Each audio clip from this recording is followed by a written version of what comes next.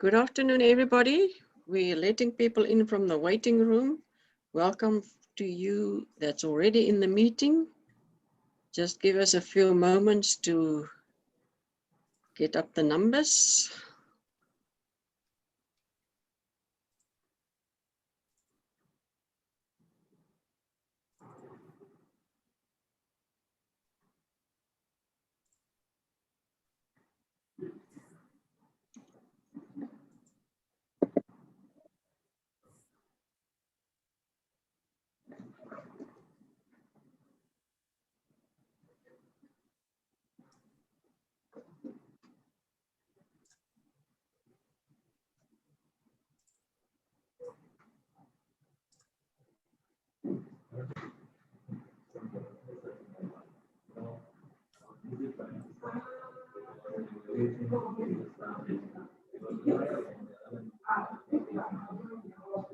We can ask for everybody to mute themselves.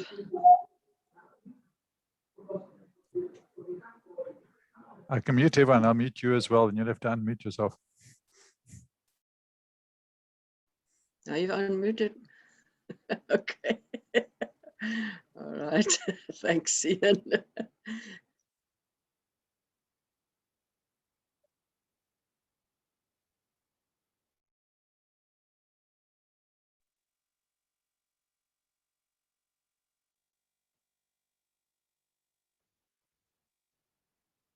All right, we're almost up to 40. I think if we have 40, then we can start with the introductions because we don't want to lose too much time. Did you manage to get others to connect? Yes, I did. I informed them. Oh, okay. No. Ian, can you mute everybody Okay. again? Okay. Thanks. Okay, ma'am.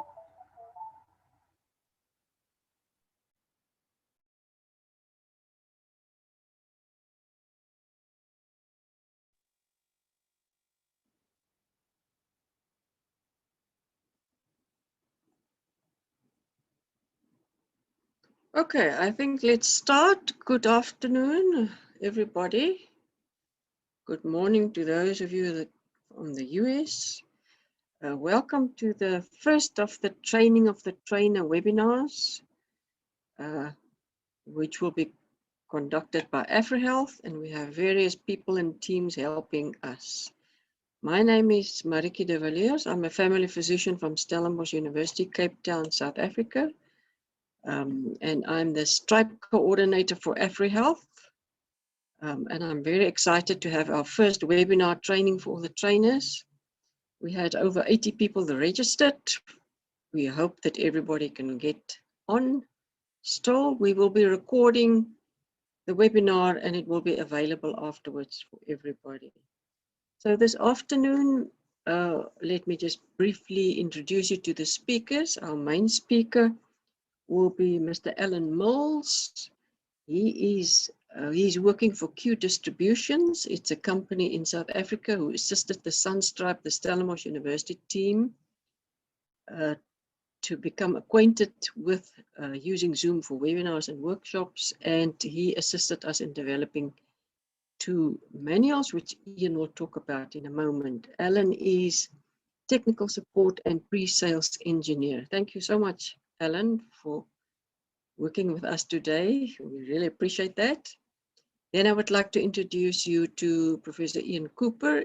Ian is the principal investigator for the Sunstripe project, which is the Stellenbosch University Stripe project.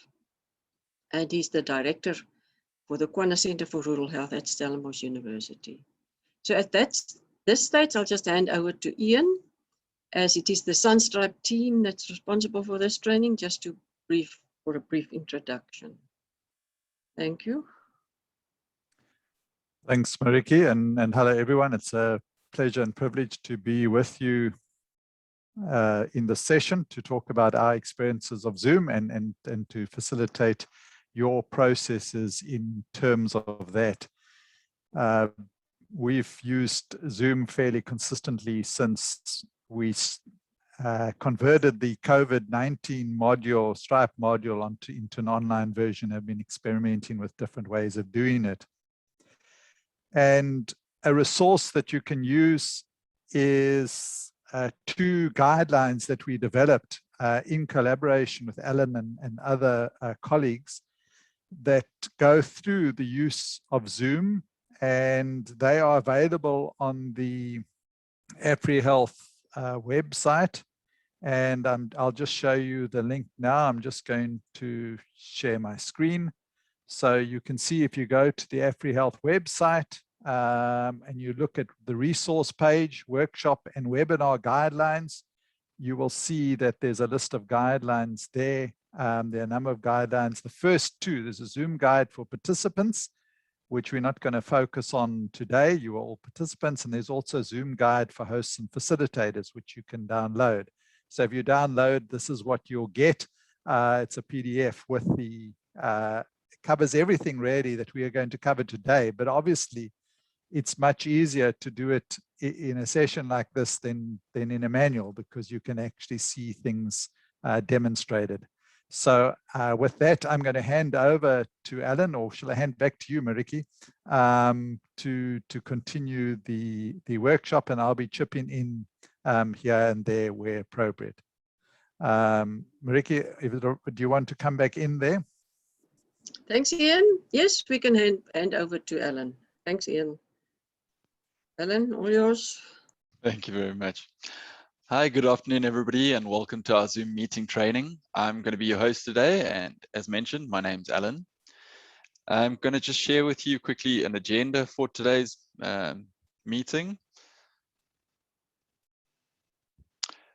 So in this agenda, first of all, I'm going to be taking you through the web portal and discussing the options that you would need to turn on in the web portals so that these are available when you host your meetings. Next, I'm going to discuss how to schedule a meeting and invite others to join your meeting. Next, we'll discuss in-call controls for the host or moderator. Then we're going to discuss screen sharing and annotation tools, followed by participation engagement through polls and breakout rooms. And finally, we'll run through reporting and recording. So those are my plans. So let's go ahead and jump right in. For the first 3 sections, I'm going to spend most of my time in the web portal. So I'm going to just switch what I'm sharing with you, and select my web page now.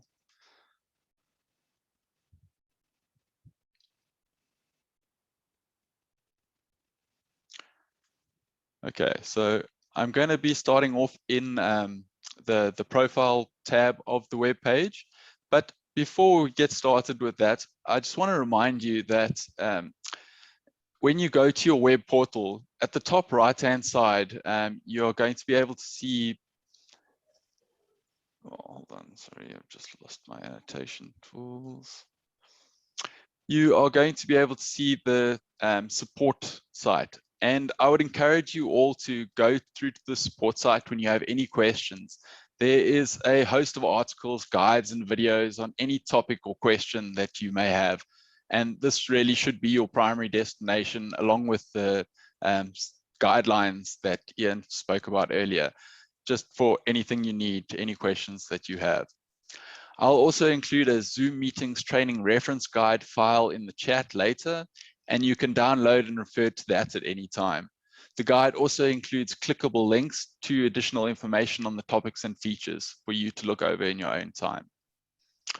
Okay, so let's go ahead, and I'm going to go into the web portal, and hopefully this looks familiar to everybody. So here on my left-hand side is my profile tab. And the first item on the agenda today is your personal meeting ID. So let's talk about that. I'm going to shorten the personal meeting ID to your PMI just to make it a little bit easier for yourself. And this PMI can be found underneath your profile picture. So every Zoom user that signs up for an account will get a personal meeting ID. And this is basically a link to a room that is always available. In general, I would use this quite sparingly. I wouldn't give out my PMI to anybody. I'd rather only give it to my colleagues and people that I know. So most of the time, I would just like Zoom to come up with a random meeting ID instead of using my PMI, and we'll talk a little bit more about that. So quickly, just on the profile tab while we're here, if you want to know what type of user you are, you can have a look down at the license type, and you can see the capacity of your meetings, and if you have any other add-ons like webinars, etc. You can also check that the date and time and your language are correct for your location. This will be important for when you're scheduling meetings going forward. All right, and then just the other thing that I want to speak to you about with the PMI is when you're scheduling meetings, as I said, I suggest that you rather make use of a randomly generated meeting link. So if we go into your settings tab and we scroll down a little bit,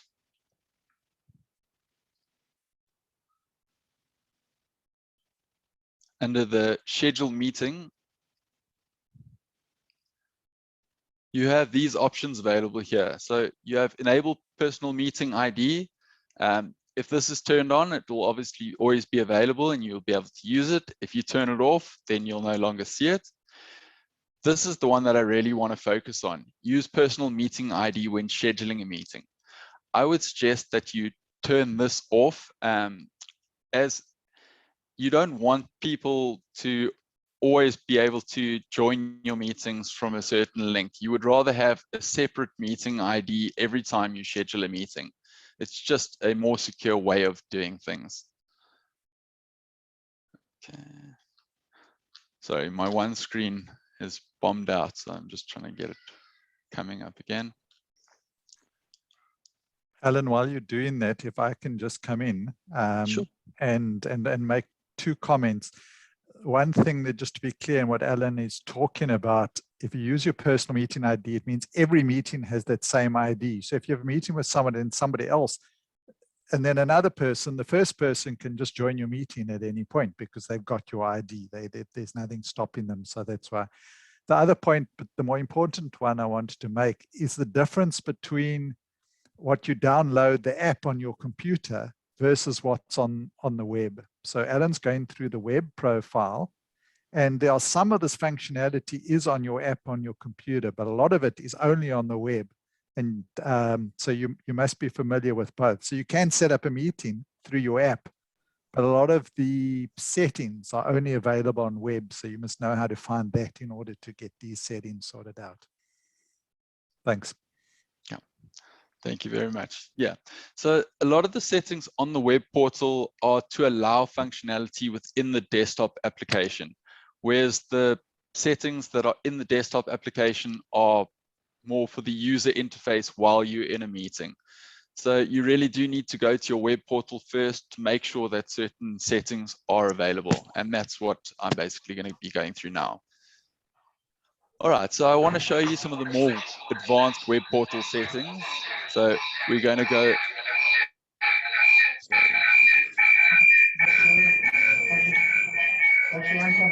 Are we able to Ian, mute everybody. Thank Thanks. you. All right, so we're going to go back into settings, and right over here, we'll highlight several more advanced meeting settings. Under the meeting settings security, you're going to notice that there's something new here. With Zoom's recent update, you're required to have at least one security option available to start all of your meetings. So this could be either a waiting room, a passcode, or only allowing authenticated users to join your meetings.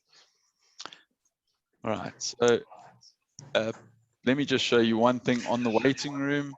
So you are able to customize your waiting room, and you can change, you can edit the topic to say whatever you would like it to do. You could add a logo, and you can even add up to 400 characters for your meeting room description. And once you've done this, this will be the waiting room that'll be set up for all your future meetings. All right. So if we go down from here, as I say, you can put a passcode onto your meetings, and you could also embed that passcode into your invite link for one click to join.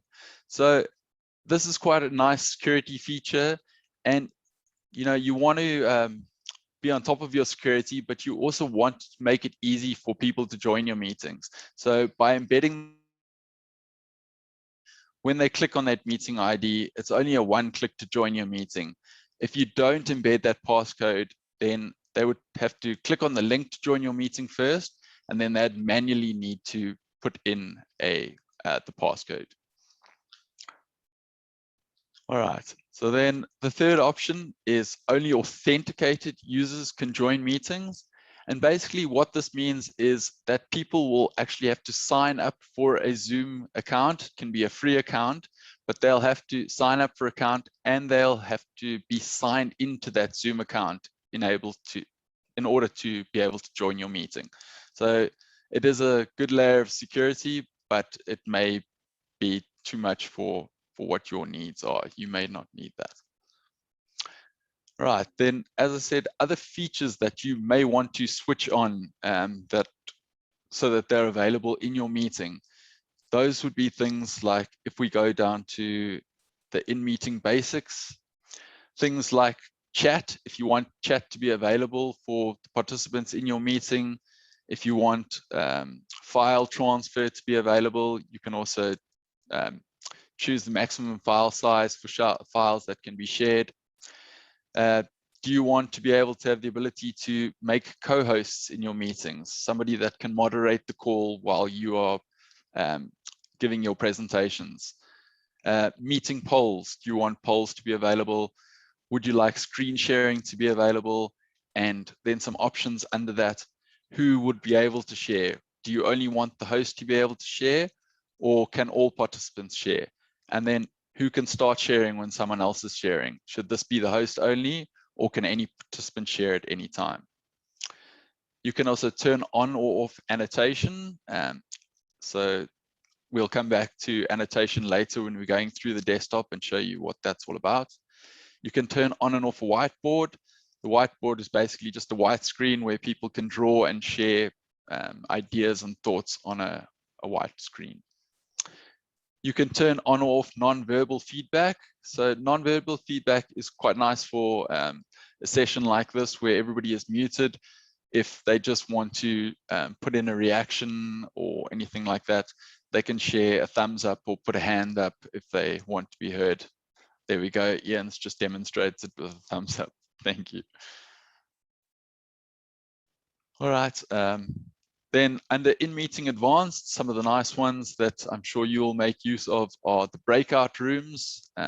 Those are basically turning a big meeting into a host of smaller meetings for team activities, etc. You can also turn on closed captioning or enable live transcription. So there's a new service that Zoom has recently launched with the transcription service, and it basically converts your text to speech and sends that out to all the participants. And then they can choose whether they want to see that or not.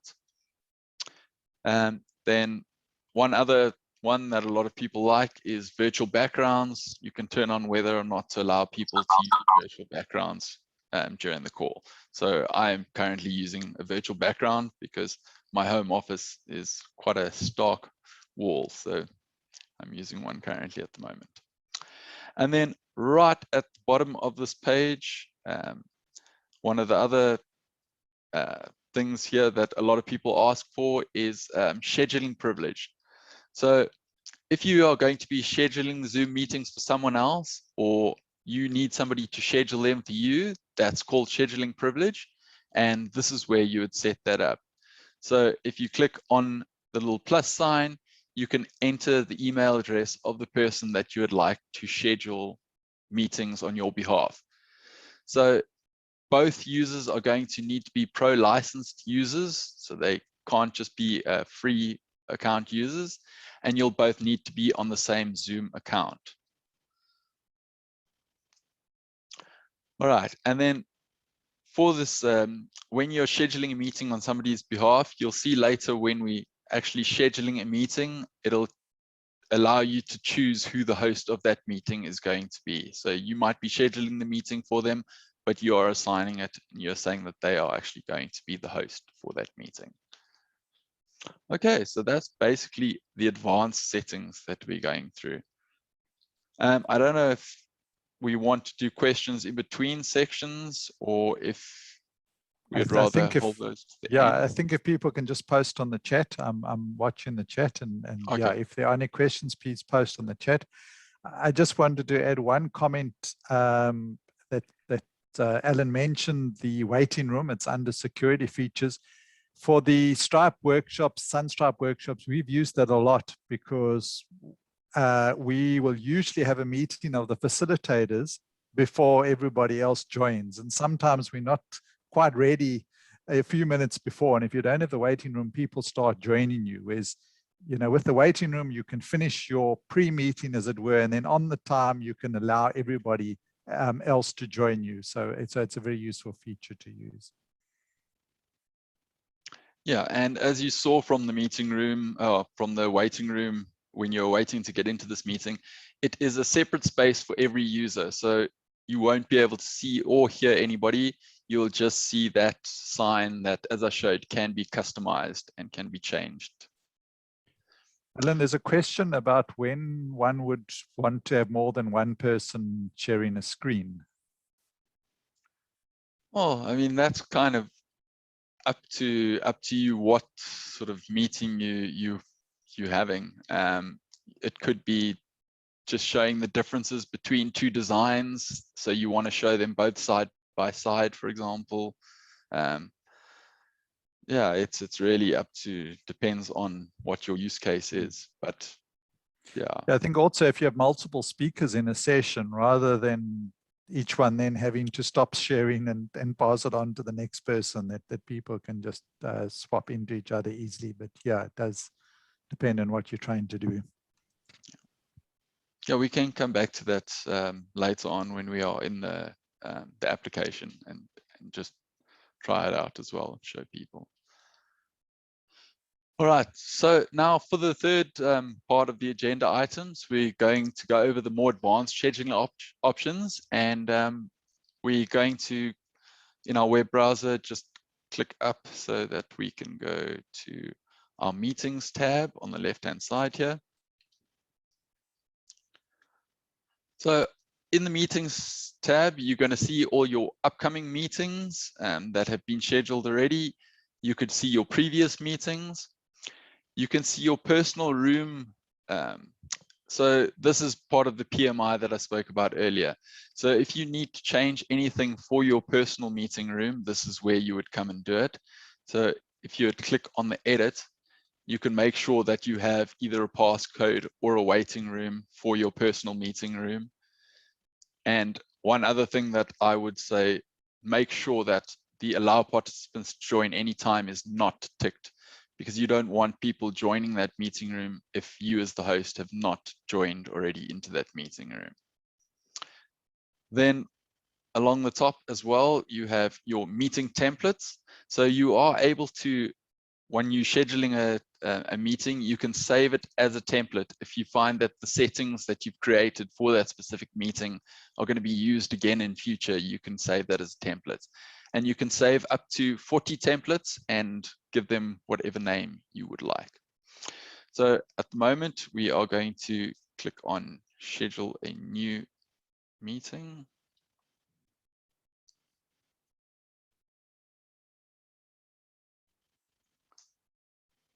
All right. Okay, so all right, so here, your meeting topic, you can change your meeting topic to whatever it will be. So let's say for today, we're going to say my meeting with registration. The description. So in this description, it is optional, but if you are setting up a meeting with registration, you should type something in here, because this text will appear. on your registration form for your registration meetings. Okay, then obviously you've got your when, your date and time, and your duration. The duration won't cut the meeting off after that amount of time. It's purely for scheduling purposes, so you don't have to worry about that cutting the meeting after that certain time if you do need to go on. Your time zone has been pulled through from your profile, so whatever you set up your time zone there, it will pull through to here. Okay, you can also make this meeting a recurring meeting. So with a recurring meeting, you have some options. You can choose for the meeting to be held daily. So then you could choose for it to repeat every day, or every second day, every third day. You could choose weekly, and in weekly, it's got check boxes. So you can choose if you would want this meeting, let's say for every Tuesday and Thursday of the week. You could choose monthly. And then from there, you have the options. You could choose every certain day of the month, every first Monday of the month, etc. And then for the end date, you can either choose to end those meetings after a certain date or after a certain amount of occurrences. There is one other option, which is a no fixed time meeting. Basically, if you want to set up a meeting, but you're not exactly sure when this meeting is going to happen, so then it isn't tied to a certain date and time. You can just schedule it there, and it'll sit in your upcoming meetings list, and it can be started and joined at any time. All right, for today's meeting, we are going to make it a daily meeting, and let's just say it'll end after 4 occurrences. And as I said previously, we are going to make this a registration required meeting. So now with a registration required meeting, the registration to enable this feature, you do have to be a licensed user. But the benefits of having a meeting with the registration is that you will have an idea of how many people are going to be attending. And you also have some information. If you've got some information that you're trying to collect from the people that are signing up for the meeting, you'll be able to run a report on all the registration questions that are on your registration form. Okay, so you'll notice that there are 3 options that pop up here now. Because we chose a recurring meeting, now we have the options that attendees can either register once and can attend any of the occurrences, or would you rather that they need to sign up for each individual occurrence that they need to come to. So when they get to the registration form, this will just basically be a drop-down list that they can choose which occurrence they want to attend. And then the last one, attendees register once and can choose. This will be a check mark on the registration form, and they can just check which actual events they want to come through to. So for today, we'll just leave it on the last one. If you had a template and you wanted to use that now, then you could choose that template, and you would see it would change some of the features in the invitation based on what was on that template. Before you move off registration, just to make 2 comments. When we do the workshop next week on running an interactive session, we talk about how we found it useful for longer sessions to divide them into 2 sessions. So if you're going to have 2 sessions and you want the same group of people there, you want people to be able to register for both sessions at the same time, even though you create them as separate meetings or recurring meetings. So that's where what Alan is explaining is useful. So they're not just signing up for one attendance. The other thing, and this links to what Mariki has said in the chat, is that it is useful to have that information. Certainly if you're part of the Stripe project, we want to know, and Stripe wants to know who attends and what professions they're from, and some of the demographics. So we use that to registration to collect that. But also we want to be able to send often an evaluation form to them afterwards. And if we have registration and we have the list of attendees and we can email them the evaluation form or any feedback or additional information afterwards. Thanks, Alan. Thank you. So if you had, as we previously went through, if you had set up scheduling privilege for somebody else, you would have the option here to choose whether the host of this meeting is going to be yourself or the person that you are scheduling for. I don't have scheduling privilege for anybody else, so this option doesn't show up on my side. Okay, and then these are just some other basic settings that you can have a look upon as you're going. So you can set up a breakout room pre-assign. So if you do select that, you have two options basically to do this. You can create the rooms and add a name of a room and then add participants. These participants would need to be people that are on the same Zoom subset as you. So they would have to all be on the same portal as you. If you wanted to have external people joining your meeting, then you would need to choose the import from CSV file. And then from there, it'll give you a template. Basically, you can create the meeting rooms and you would add the users' email addresses to create those breakout rooms. Then another feature or another big question that we get all the time is, what is the difference between a co-host and an alternative host? So these are two different things. A co-host is something that happens during the meeting, and the co-host doesn't have to have a Zoom account. We will talk about that a little bit later. For now, I'm going to highlight an alternative host. So this means that if you as the host are not going to be able to attend the session, you would need to put somebody else as an alternate host so that they could start the meeting for you. They would be able to host this for you. They would have to be a pro user and they would have to be on the same Zoom account as you as well. So if you just put in their email address, they will receive an email from Zoom, and from there they'll be able to start that meeting if you're not able to take part as the host. All right, so we are going to just save that meeting. Okay, so now. Sorry for interrupting. Alan, before no problem. Yeah, okay, Ian, you. Sorry, I was talking and I was on mute. Before you move off of that, there's a question on registration from Tony about are the registration fields standard or can one add custom fields? Okay, so we are going to go through some of the registration, the form just now, and there are custom questions, but you can, well, there are standard questions, but you can add your own custom questions as well to the registration form. But we will go through that shortly.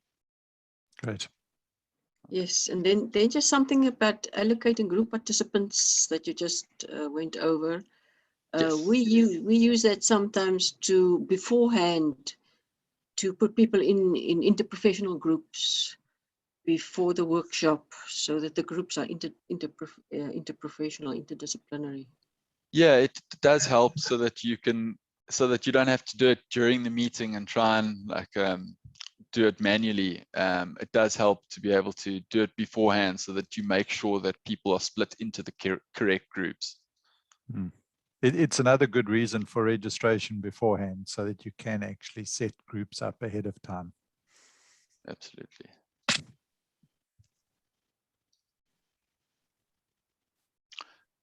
Okay, so now that we've saved our scheduled meeting, we're going to click on Show All Occurrences. And this is a great sort of feature to know how to use. Basically, it allows you to delete or edit any of those occurrences that you've created before. So you can delete one out of the occurrences. Say it was on a Saturday and people aren't going to take part on a meeting on a Saturday, so you could delete it. If you want to, you can still recover that. You could add another session, and you can edit an existing session. If the time conflicts with something else, then you are able to change that time. All right, so we're going to hide those occurrences just to save some space. Okay, and then we're going to go down slightly.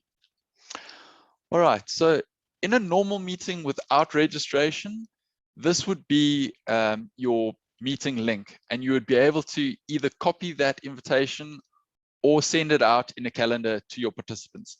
But because this meeting requires registration, now we have a registration link. And that registration link, if you click on it, basically it'll show you the topic, it'll show you whatever text you had put in that optional description box. It'll allow the participants to choose which sessions they want to take part in. They can choose which time zone they would like to view this registration in, and then it'll have the basic questions that you had set up previously. So, move my toolbar.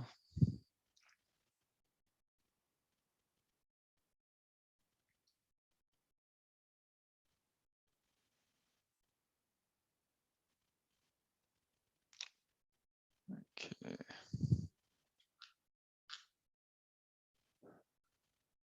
Oh, sorry, I've just lost track of where I am. Okay, so as I said, you are able to copy this invitation and then either put it out onto social media or send it out by email to all the participants that you would like to take part in your meeting. All right, then if we go further down to the bottom of this page, this is where we are talking about the registration questions. So over here, you'll be able to come in and view all the people that have registered for your meeting. You will also be able to edit whether you want to automatically approve or manually approve the people. Then you can also choose to send out notification emails to the host when people register. Then within that as well,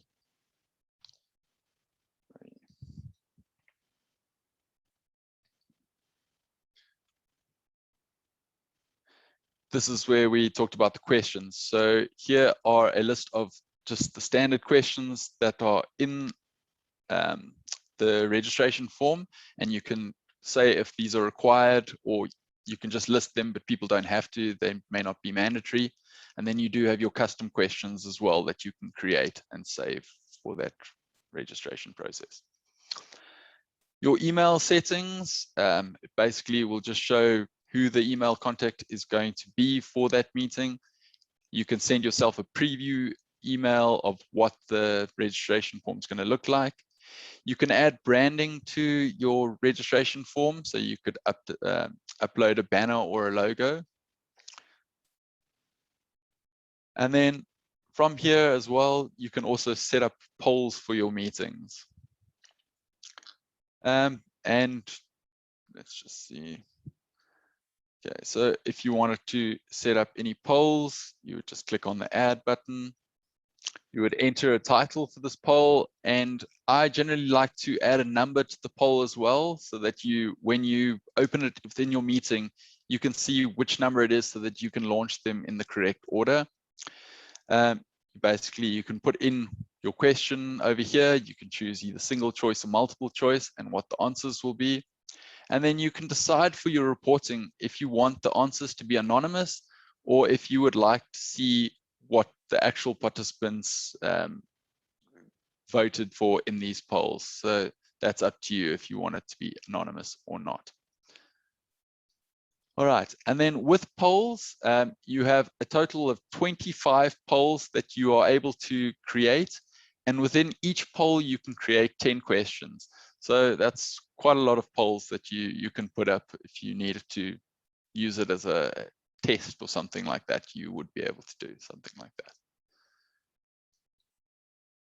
Okay. Then you can also save this meeting as a template, which will end up saving your polls and all the settings that you have previously put in for that specific meeting. All right, so we are going to just go back up to my meetings. And basically, this is going to show you all the meetings that you have now scheduled, and you'll be able to either start that meeting from here. You can edit, and if you click on edit, you can edit that specific occurrence or all the occurrences, or you can delete if you no longer want, if you created that in error. Okay, with regards to scheduling meetings, Ian, do you have any other questions that? No, I mean, just to say you can get a Zoom add-in for Outlook, so you can actually schedule meetings from your Outlook calendar in Zoom, and it will do it according to how you've set up your Zoom. Yeah, and then Mariki was noting as well that when people register, it's not automatically going to appear in the calendar. They need to click on what calendar format they want, download it, and then open that and save it. So just to be aware, there are a couple of steps to actually get that saved into your calendar when you register as a participant. Yeah, so once you've registered, you should receive an email from Zoom to say that you've been accepted. And within that email that you receive, it should have a calendar link. Either save it as an ICS file or a Google Calendar, etc., that you need to click on so that it shows up in your calendar. That's correct.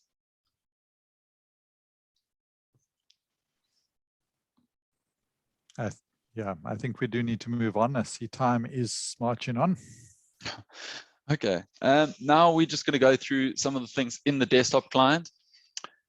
So the controls that you have in the desktop client as a host or facilitator, you'll see once you've started the meeting, your first control on the very bottom left. So let me share my actual screen.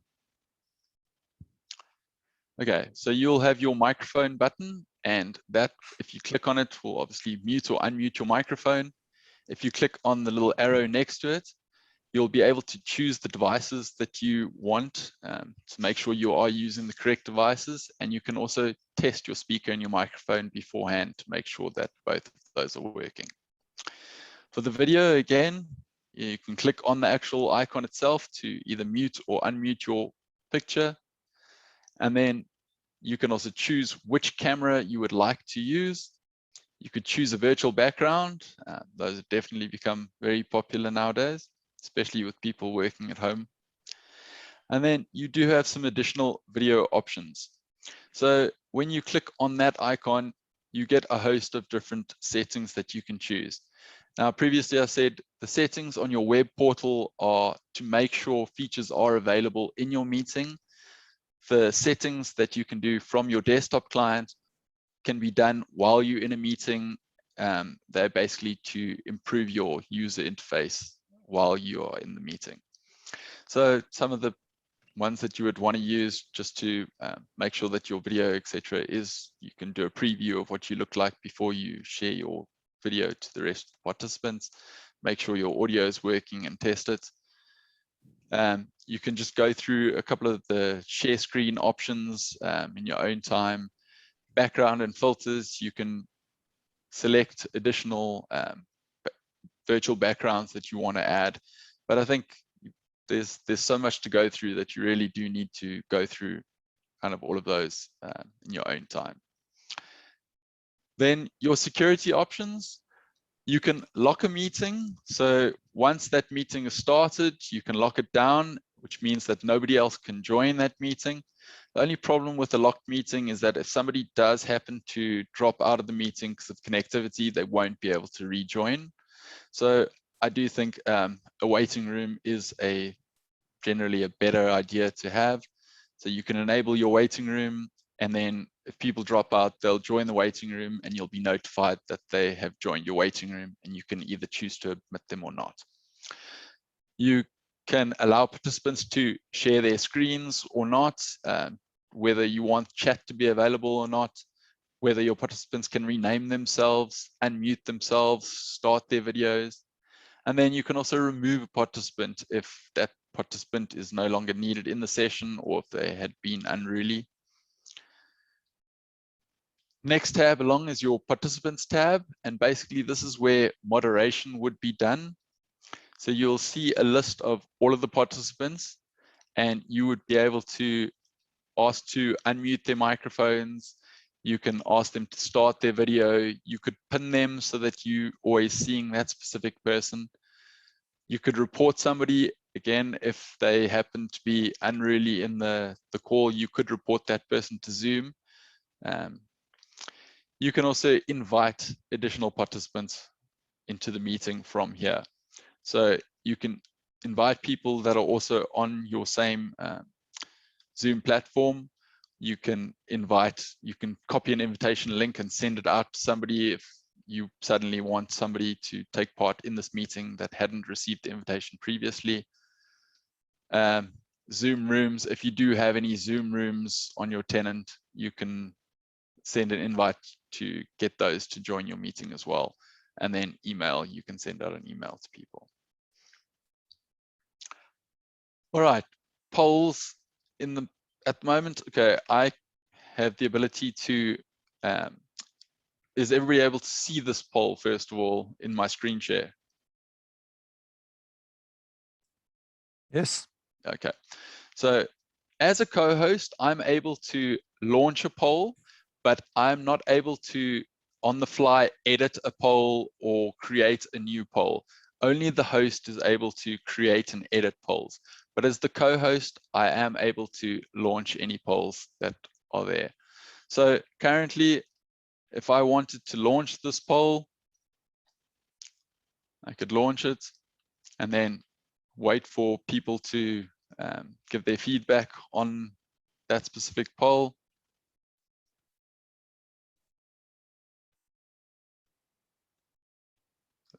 Just wait a little while until some people put their votes in. Then I can end that poll and I can share the results of that poll with the audience. So the audience will only see the percentage. They will not see how many people voted for that specific option. They will just see the percentage. And if for any reason I wanted to relaunch that poll, it'll basically write over the results that were there previously, and it would relaunch that poll for people to start polling again.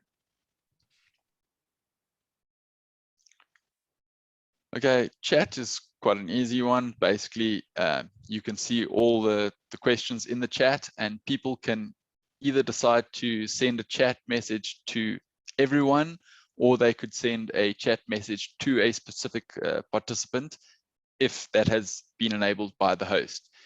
You can also share files inside the chat. So if you wanted to send a PDF document or something to other people in the chat, you would be able to add a file to the chat. I'm not 100% sure on the size limit of that. I would have to check on that, but I think it is around about 250 megs. While you're on the chat, do you want to answer Mariki's question about what you mean by a Zoom room? Okay, sure. So a Zoom room is a hardware-based boardroom system for Zoom. So it would be a PC, a controller, a camera and audio device in a boardroom. So it's basically, I don't know if you know any like of the legacy type of things like Polycom systems, etc. It's kind of like that. It's a purpose-built system for a boardroom. Does that answer the question? I think so. Thanks. Sure. Okay, then your screen sharing button.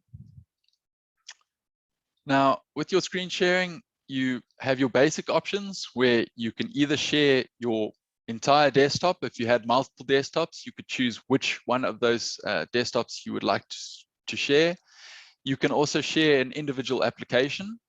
And a new feature from Zoom now is that you can share, it's not multiple applications at the same time, but you can select and then push the control button on a Windows PC or shift on a Mac PC, and then share multiple applications so that you would be able to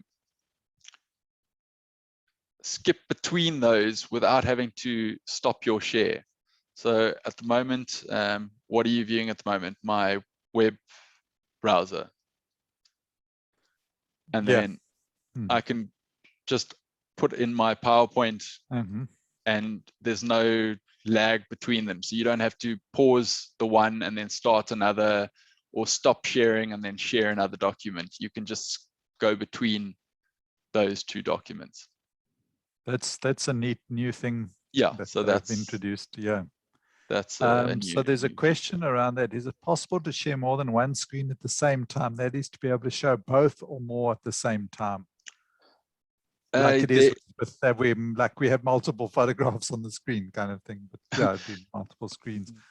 There is, but not from one participant sharing. Well, actually, if I resize those, then you would see them both. Let me just test that for you quickly. So if I said, if you're showing your screen, your desktop, and you are showing multiple windows on your desktop, then you should be able to. You could do that too. Do that, yeah. So if I shared both of these, but just resized them. Yeah, there you go. Yeah, so it'll show that I'm sharing both of them. Mm-hmm. Yeah. But otherwise, you can have multiple people sharing at the same time as well. And that would then have more than one screen share coming up on the screen. Okay, so just other options. You can share a whiteboard. So that's just a white space where people can draw and collaborate on that. You can share from an iPhone or iPad. Maybe you can just demonstrate that, because a whiteboard can be very useful. I've used it in a few meetings, and so people can see how to use it, because yeah, you can edit. Everyone has a chance to be able to edit that on that whiteboard. Yeah.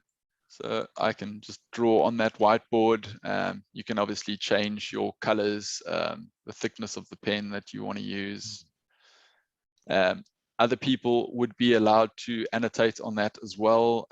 You do have text boxes that you could put in, stamps. You've got to enable. You've got to enable the other people to. It doesn't happen automatically. Yeah.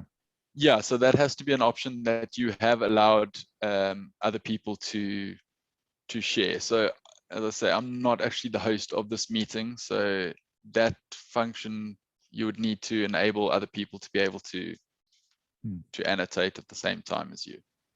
So just to say, I've used that quite nicely in a workshop when I'm wanting to see, multiple people's comments at the same time. As just a bit of a different from putting it in the chat, because then people can also kind of tick somebody else's comments or add to somebody else's comment on the whiteboard. So it makes it fun, and you can save it at the end as well. Yeah, there's a save. And not only just on whiteboards, people can annotate as well, just on your normal screen share as well. So the annotation tools are available to be used as well on. And then you can also choose if you want to see who's annotating, so it can show the name of everybody that's annotating at the same time as well, which is nice. A new feature that has also been brought out is under the advanced section, and you can share a PowerPoint as a virtual background. So I don't know if you've tested this out before, but basically you can have your slide and it shows as your virtual background. Your face will go into the bottom sort of right-hand corner. Let me see if I have a PowerPoint presentation that I can share with you. I think the PowerPoint that I've got open's only got one slide, so it's not really gonna help you see that much.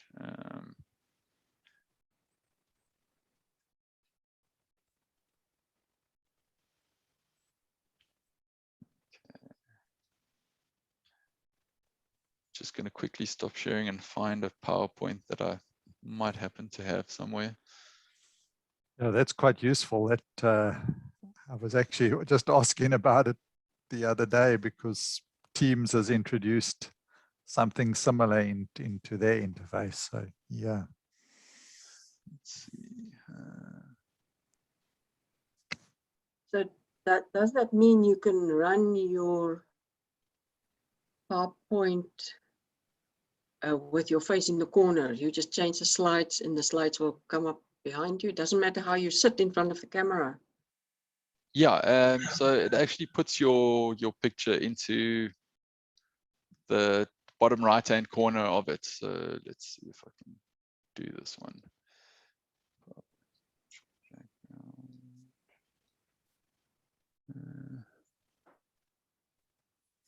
Okay, so there you go. Fantastic. yeah. So is everybody else able to see that? Yeah. Mm. Yeah, so that's quite a nice way to do lectures or something like that, showing your PowerPoint like that. I think that's a very nice new feature.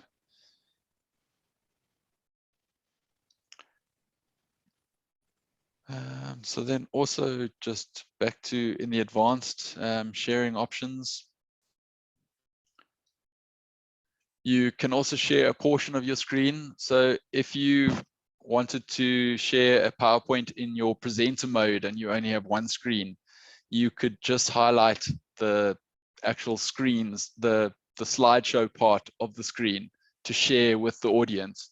And on your own desktop, you would still be able to see your notes, etc. on the side, and those wouldn't be shared into the call. So that's quite a nice little feature as well. You can share just your computer audio. So if you want to just share a song or something like that, but you don't want to share anything visual, then you can choose to share your computer audio. And another relatively new one is sharing a video clip. So if you click on this, it'll open up a search for any video clips that you happen to have on your PC, and it'll optimize playing a video clip in that way. So once you've selected that option, you won't need to click optimize for video clip. It'll be done automatically. And then if you have a second camera, you would also be able to share content from a second camera as long as it gets picked up by your PC. And then files, you can also share files through any one of those options as well into the meeting. So you would just open one of those, choose those, and open the file. Any questions on screen sharing? That I can see. None were posted. Okay, nothing that I can see there. Hello.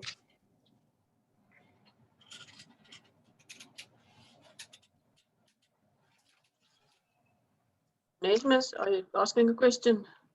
No. No. Okay, the reactions, as we have seen previously, you do have your non-verbal reactions that you are able to use. So if you don't want to put anything in the chat, you just want to do a little non-verbal reaction, you are able to put those. You can also ask the speaker to either slow down or speed up if they're going through something as well. Then more, okay, I'm just actually gonna get rid of the chat so that we can see more here. All right, recording, you have the ability as a free user to, or all users have the ability to record.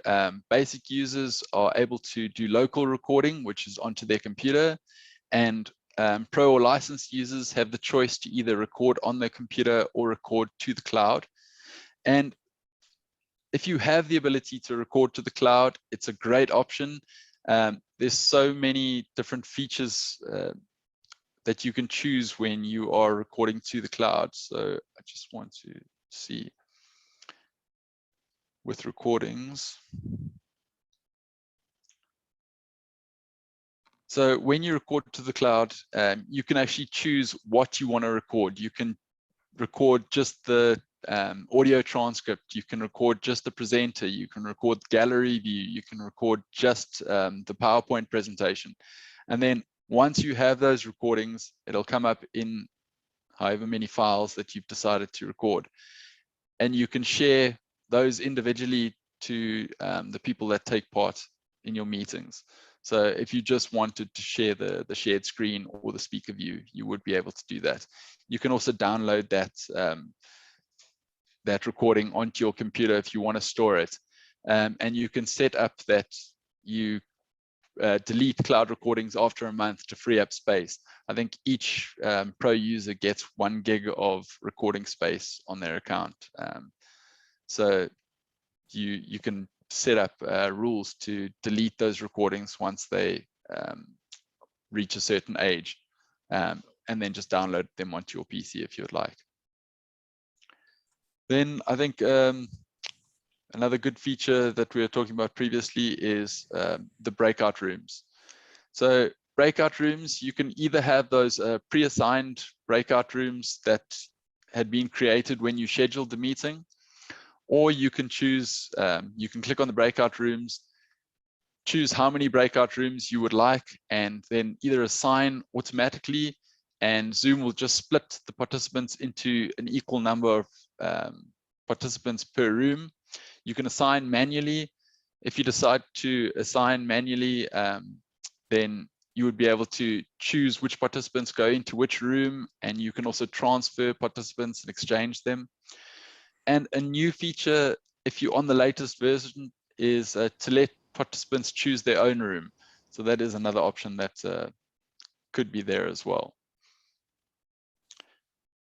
So with the auto assign, as I say, even with the auto assign, you can still choose if you would like to exchange a specific member and move them to another room.